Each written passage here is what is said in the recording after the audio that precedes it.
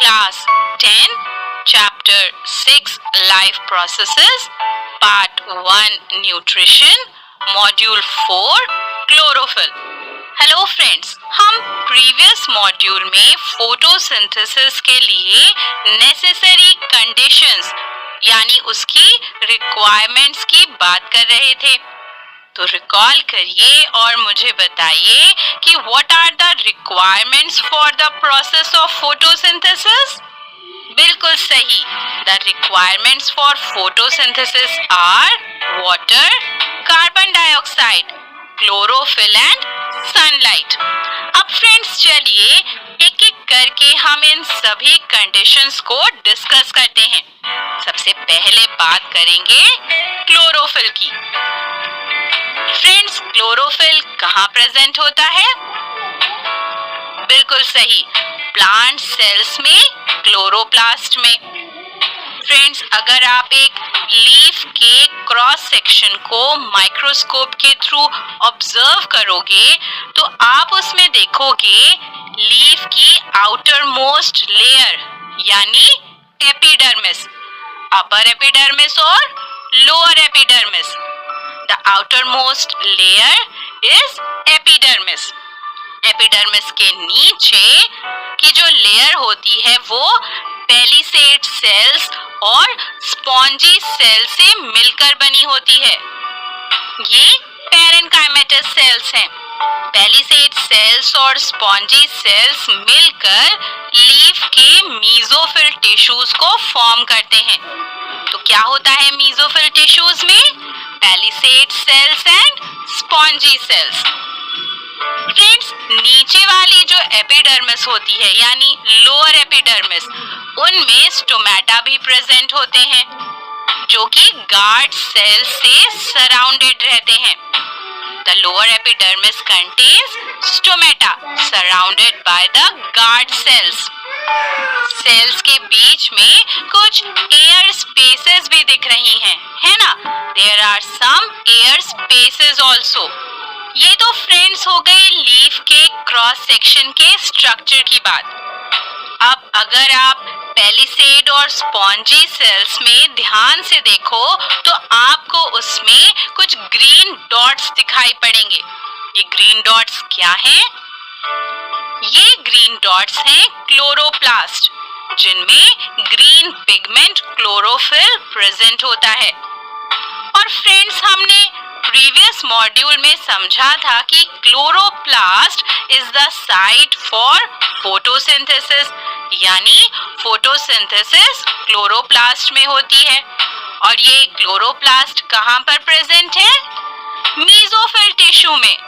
तो इसलिए friends, mesophyll tissue को हम photosynthetic tissue of the plant भी कहते हैं।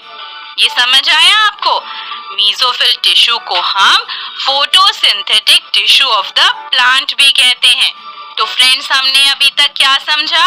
हमने समझा कि in a typical leaf the outermost layer is the epidermis. Below the epidermis in a leaf, mesophyll tissue is present. It consists of palisade cells and spongy cells. The palisade cells and spongy cells contain chloroplast. Chloroplasts contain chlorophyll and is the site for photosynthesis. And mesophyll tissue is known as the photosynthetic tissue of the plant. तो यहाँ तक समझ आ गया ना आपको? Good. Friends, आप जानते हो कि क्लोरोफिल फोटोसिंथेसिस के लिए जरूरी है ना? तो चलिए अब हम इसको एक एक्टिविटी की हेल्प से समझते हैं। And what is the aim of our activity? The aim of our activity is to show that chlorophyll is necessary for the process of photosynthesis.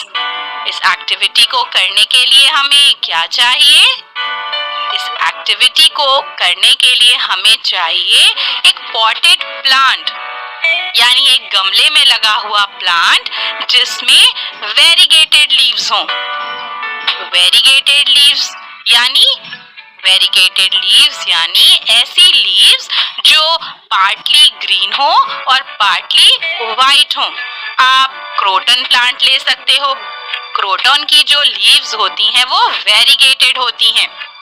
इसके अलावा हमें pencil, white paper sheet, beaker, test tube, alcohol, iodine solution, water, petri dish और water bath चाहिए होगा।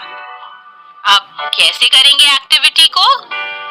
सबसे पहले friends हम एक क्रोटन प्लांट को डार्क रूम में अराउंड 3 डेज के लिए रख देंगे। इन 3 डेज में प्लांट में से जो भी स्टोर्ड स्टार्च है ना वो यूज हो जाएगा। हम कहेंगे कि प्लांट इज डी-स्टार्च्ड। अब इस प्लांट को अबाउट 6 आवर्स के लिए सनलाइट में रख देंगे। क्या करना है फिर से देखें। Keep the plant in a dark room for 3 days so that all the starch gets used up. Now keep the plant in sunlight for about 6 hours. अब क्या करेंगे? अब फ्रेंड्स प्लांट की एक लीफ को प्लग कर लेंगे और व्हाइट शीट पर पेंसिल से लीफ के ग्रीन और व्हाइट एरियाज को हम ट्रेस कर लेंगे। इसके बाद फ्रेंड्स लीफ को कुछ मिनट्स के लिए बॉइलिंग वाटर में डाल देंगे। नेक्स्ट हम एक बीकर में अल्कोहल लेंगे और लीफ को उसमें डाल देंगे और फिर इस बीकर को जिसमें लीफ और अल्कोहल है इसे वाटर बाथ में रख देंगे और फ्रेंड्स तब तक हीट करेंगे जब तक कि अल्कोहल बॉयल ना हो जाए। क्या करना है फिर से देखें। Dip the leaf in a beaker containing alcohol and carefully place the beaker in a water bath and heat till alcohol begins to boil. इस प्रोसेस के बाद फ्रेंड्स आप देखोगे कि लीफ का जो सारा ग्रीन कलर है वो रिमूव हो गया है, यानी लीफ डीकलराइज हो गई है। नेक्स्ट क्या करेंगे फ्रेंड्स? नेक्स्ट हम इस डीकलराइज्ड लीफ को पेट्री डिश में डाइल्यूट आयोडीन सॉल्यूशन में डिप कर देंगे। Dip the leaf in dilute iodine solution kept in the petri dish. Next, leaf को वाटर से रिंस करेंगे और ऑब्जर्व करेंगे। हम क्या ऑब्जर्व करेंगे? What will we observe? हम ऑब्जर्व करेंगे कि लीफ का जो पार्ट ग्रीन था वो ब्लू ब्लैक हो गया है और जो लीफ के वाइट एरियाज हैं वो ब्लू ब्लैक नहीं हुए हैं। समझे ऐसा क्यों हुआ है? तो फ्रेंड्स हम सबको पता है कि आयोडीन स्टार्च के साथ ब्लू ब्लैक कलर देता है और स्टार्च की प्रेजेंस को कंफर्म करता है। तो लीफ का जो ग्रीन पार्ट था वो ब्लू ब्लैक हुआ है, यानी स्टार्च सिर्फ ग्रीन पार्ट में प्रोड्यूस हुआ है, यानी जहां पर क्लोरोफिल प्रेजेंट था वहीं स्टार्च प्रोड्यूस हुआ है। और लीफ का जो वाइट पार्ट था वो ब्लू ब्लैक नहीं हुआ है क्योंकि वहां पर स्टार्च प्रोड्यूस नहीं हुआ है, क्योंकि वहां पर क्लोरोफिल प्रेजेंट नहीं है। तो हम इस एक्टिविटी से क्या कंक्लूड कर सकते हैं? हम इस एक्टिविटी से कंक्लूड कर सकते हैं कि chlorophyll is necessary for photosynthesis. Chlorophyll photosynthesis के लिए बहुत जरूरी है। तो फ्रेंड्स समझ आया ना आपको? चलिए अब हम मेन पॉइंट्स को रिवाइज कर लेते हैं। Mesophyll tissue consists of palisade cells and spongy cells. The palisade cells and spongy cells contain chloroplast. Chloroplast contain chlorophyll and is the site for photosynthesis.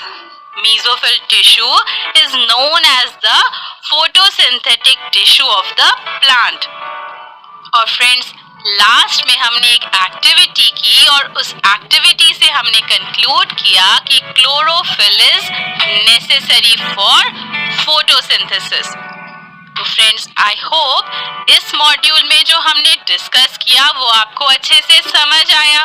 तो चलिए अब हम एक्सरसाइजेस सॉल्व करते हैं और एक्सरसाइजेस सॉल्व करने के बाद सभी क्वेश्चन आंसर्स को जरूर अपने